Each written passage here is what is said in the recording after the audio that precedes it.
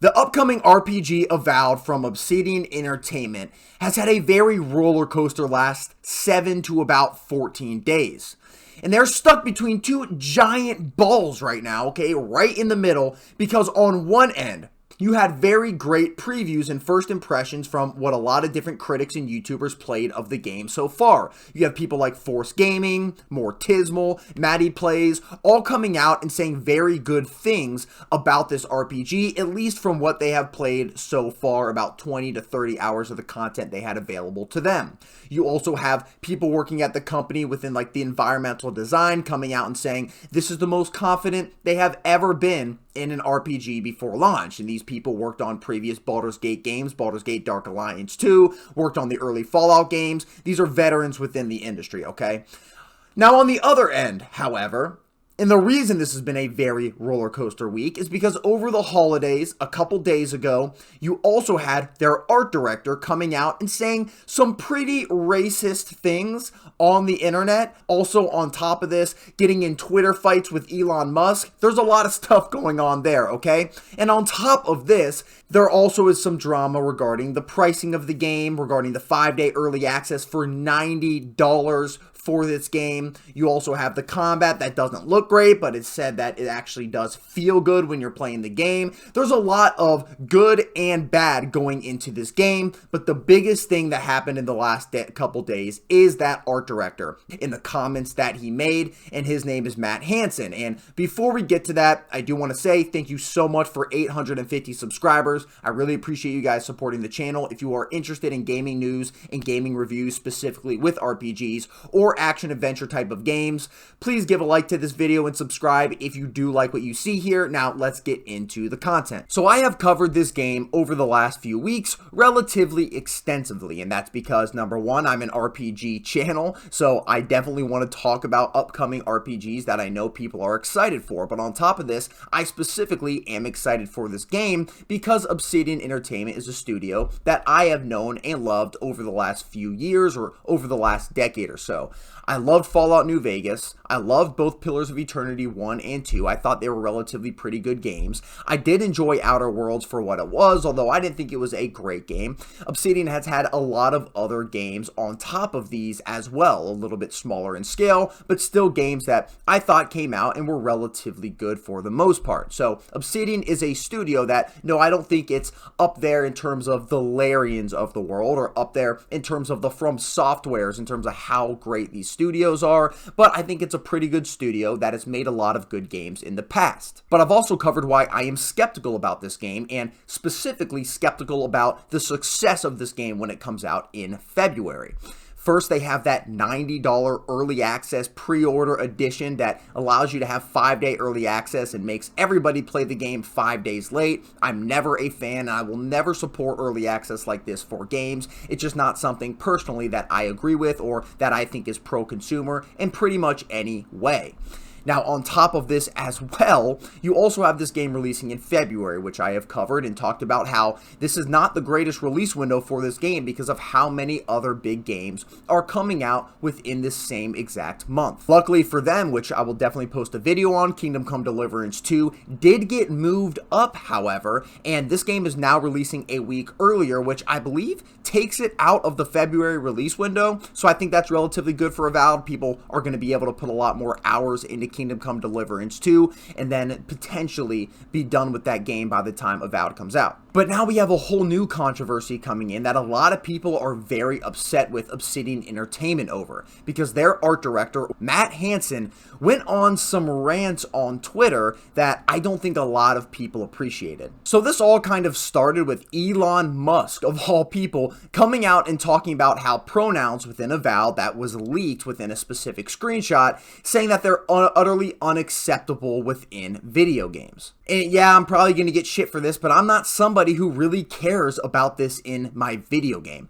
I don't care. As long as the game is good, as long as the gameplay is good, the game mechanics are good, I do not care about options within the character creator. I don't. It's not something, in my opinion, that has ever made a game good or made a game bad.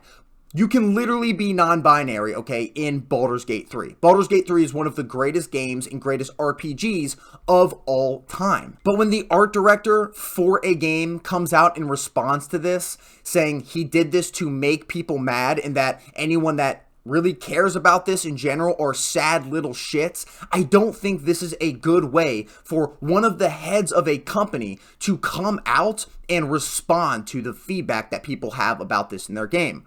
Number one, you can just ignore it, release your game, and hope people enjoy the game for what it is. Let the gameplay and the actual game itself speak for itself. You don't have to come out and insult people that have feedback about your game. Which then caused a huge stir on the internet with a bunch of people attacking him, a bunch of people attacking Avowed, and then Avowed going and blocking a lot of these people that were attacking him for his different opinions and wanting to make people mad by putting this into the game. When you respond like this to feedback about the game, whether it's negative or positive feedback, whether it's constructive or not, all you are doing is painting a target on everybody else in your studio that did work hard to build a game that they are proud of. Now, if this was all, I think the outrage kind of would have ended here. You would have had the crowd that isn't going to support games with pronouns within the game or specifically within the character creator, but they obviously want to be an inclusive studio and make sure they have that for people who obviously identify as that when they're creating their characters.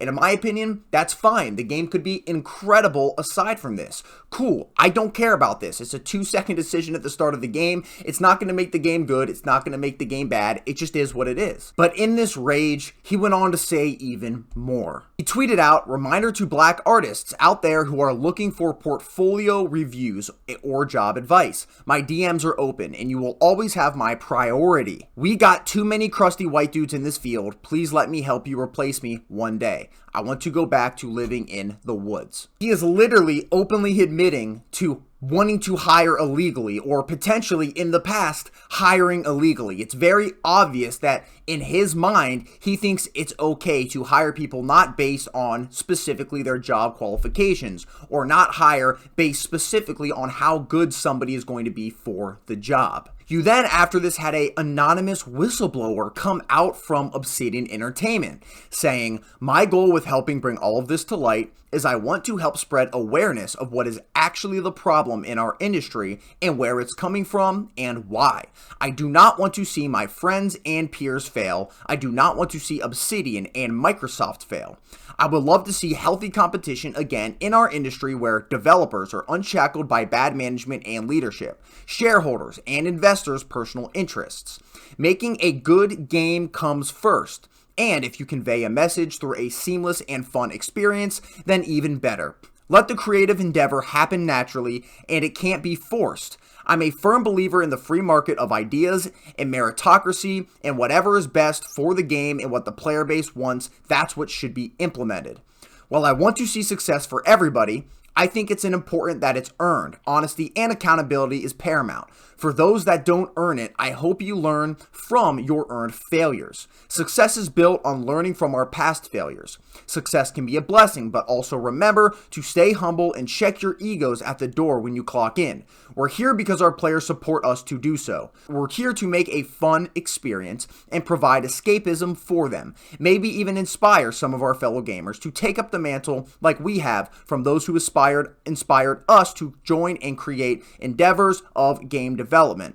We're here for the journey and the process, not the destination. Developers win when their players win." Now, I fully agree with this. It echoes a lot of the same sentiments I had. You can do whatever you want with your game. You can push whatever you want with your game in terms of the message, in my opinion. If you want to have stuff like the pronouns in the character creator, that's completely fine. Just make a good game. Just please focus first on how good your game actually is. If the game is good, the players will respond in a good way and enjoy the experience that you have created for your player base. Now, after all of this happened, Matt Hansen has completely took all of his tweets down. He pretty much nuked his entire Twitter account, and I have a feeling Obsidian wants him to lay low for now because number one, the dude literally admitted to wanting to hire people illegally into the company, and number two, he had a completely immature response to what people were saying about the leaked image of Avowed and the pronouns. Avowed already had a Herculean Herculean task to contend with all the other games that are coming out in the same month. They have to beat out these games to be a successful release. And now you have this guy, Matt Hansen, who is another reason why people are not going to want to buy this game. Now, I'm obviously still going to play this game. It's a game I'm excited for, and I'm an RPG channel. I want to play and cover and review RPGs that are coming out, and pretty much any game in the genre that I or other people are excited about. But I do think, like I mentioned, this is going to cause a lot of people to steer away from this game and play other games that are releasing within the same month, which there are definitely a lot of.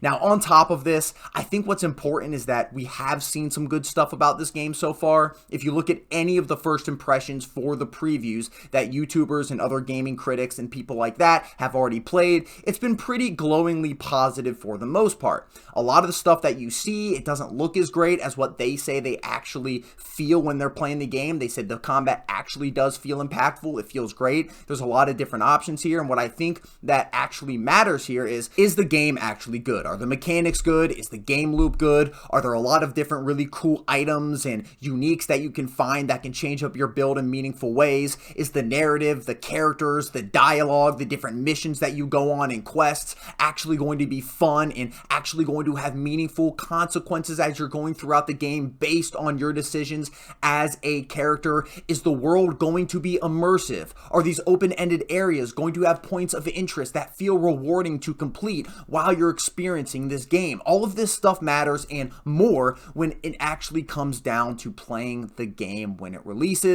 And that's what obviously I'm going to focus on in my review. Thank you guys for watching the video. I don't love to talk about different political stuff on this channel. Like I said, I like to talk about what matters, at least in my opinion. Is the game actually good? But I know this stuff does affect the success of a lot of games if there is this type of controversy before the release, with some people just not wanting to play it and writing it off completely before the game comes out, and then a whole nother crowd being even more excited for it. So let me know what you guys think about this. Are you going to play it? Are you not interested in playing this game anymore? I would love to hear what you guys think down below in the comments. Like the video if you liked the video, and subscribe for more content like this. I'll see you guys in the next one. Peace!